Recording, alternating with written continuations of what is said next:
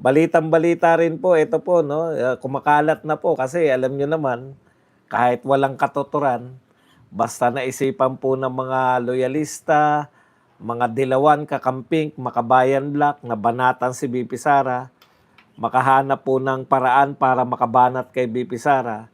Ito po yung, no comment siya sa Paxilica, yan naman po ang, pinupurga 'no. Binabanatan po ng binabanatan si VP Sara diyan sa kanyang no comment. Ang sagot po ni VP Sara sa kanyang mga supporter na nape-pressure na rin po sa sagot ni VP Sara na no comment, sabi po ni VP Sara, dapat sila ang ma-stress, hindi kayong mga supporter. Dahil kung ayaw po nilang igalang yung no comment ni VP Sara, di magpaka-stress sila. Bakit naman kayo maapektuhan?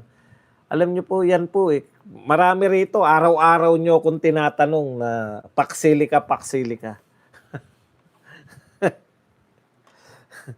Alam niyo po, yan po ay pangako. Hindi niyo po ba naintindihan yung pangako? Baka nga hindi maganap yan eh.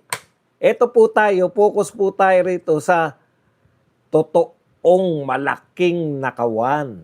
Hanapin po natin yung mga magnanakaw dyan. Yan po pangako pa lang po yung paksili ka na yan eh. Wala pa po na itatay yung poste. Gusto nyo na kagad na. Alam nyo po, hindi nyo po ba napapansin? Gustong-gusto ng mga ilang sektor. Napuna ko lang ha. Kasi very persuasive sila na tutulan natin to, tutulan natin to. Hindi po ba diversion yan? O, sa matinong salitaan, ang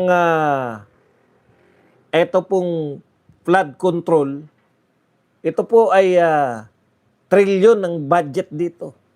Daan-daang bilyon na ninakaw dito.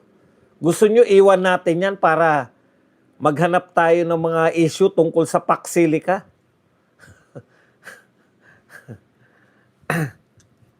Hindi ba pinangako pa lang yan? Pangako pa lang po yan na magtatayo dito ng kung ano man yung gusto nila itayo na tinatawag na bahagi ng Paxilica. Ngayon, kung lahat ng pangako ni BBM, tututulan nyo pa. Puta, wala na nga proyekto, tututulan nyo pa yung pinangako. Focus lang po. Dinadala kayo ng mga kakampi ni BBM para dyan na lang ang pag-usapan. Wala naman pong katuturan pa yan. Sa totoo lang po, wala pang katuturan yan dahil pangako pa lang yan. Pag naubos po talaga yung tubig natin, hindi na umulan dahil dyan sa Paxilica na.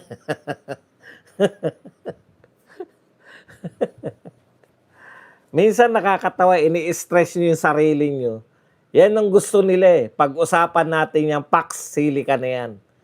Wala pong katuturan yan. Naintindihan nyo? Dito muna tayo sa may nakakulong si Tatay Digong. Nagnakaw sila ng sangkatutak na pera. Pero hindi po natin yan tinututulan. Yung mga tumututol po, parang yung racket po ni BBM. O, di ba? Bakit mo naman tututulan yan? Pagtawanan mo lang. Kayo naman masyado nyo ini-stress. Sabi nga ni BP Sara, sila dapat ang ma-stress.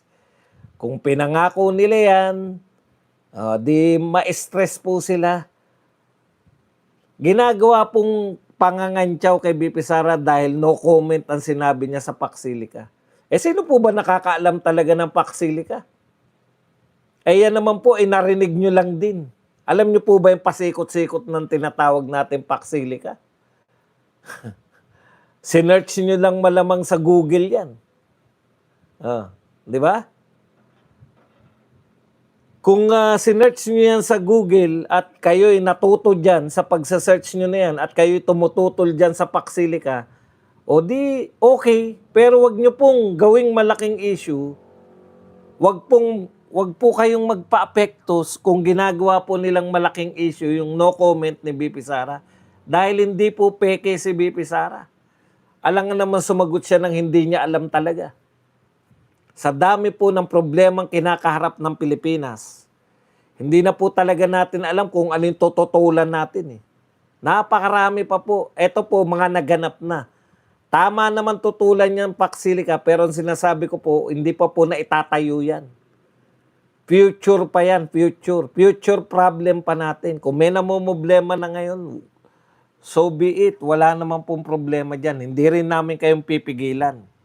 Kaya lang, wag po kayong makadagdag na ginagamit po nila yung, hindi alam ni BP Sara anong klaseng vice president yan.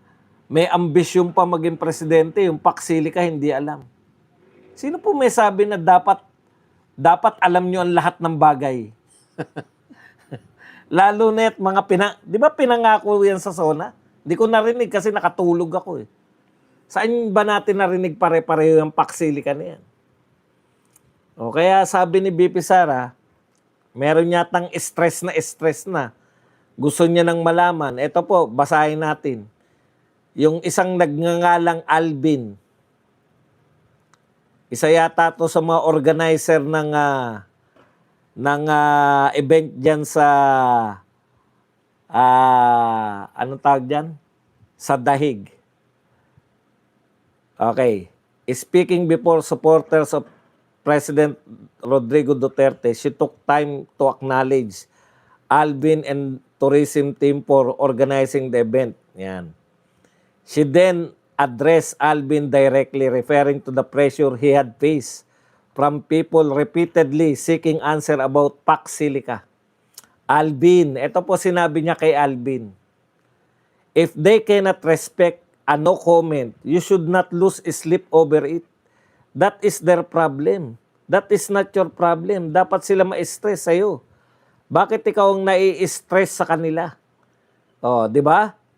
Hindi pa po nagsasalita rito sa BP Sara tungkol sa Paksilika na sa kanyang no comment. Hindi pa po siya nagre-react.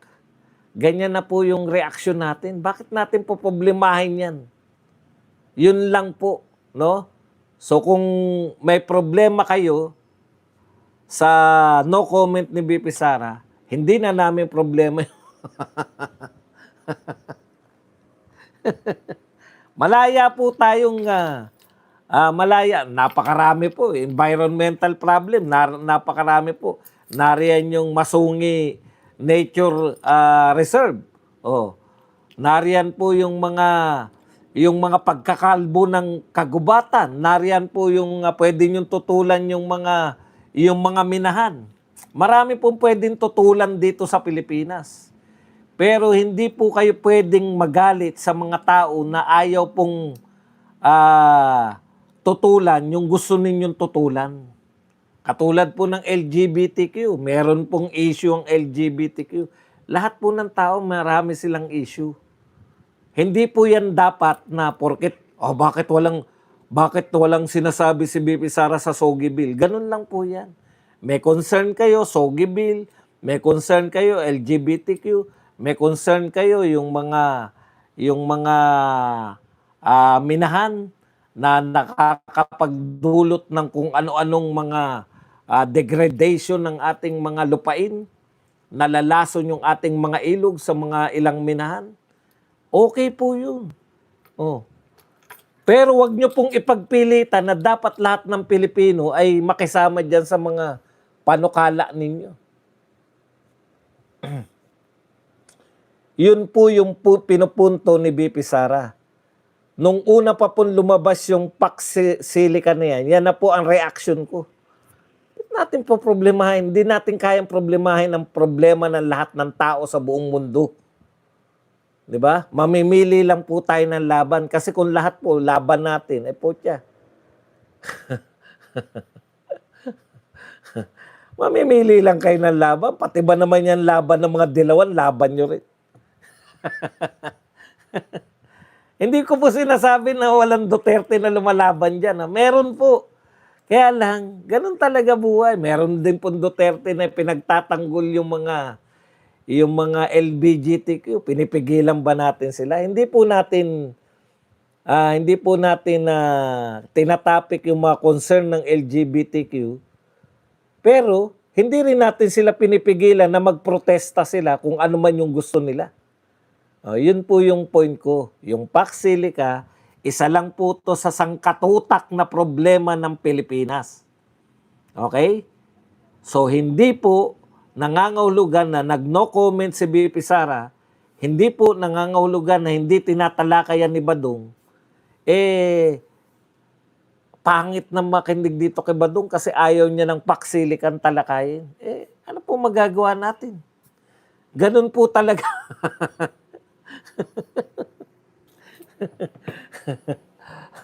hindi po namin as vlogger, sa dami po ng nagaganap sa isang araw.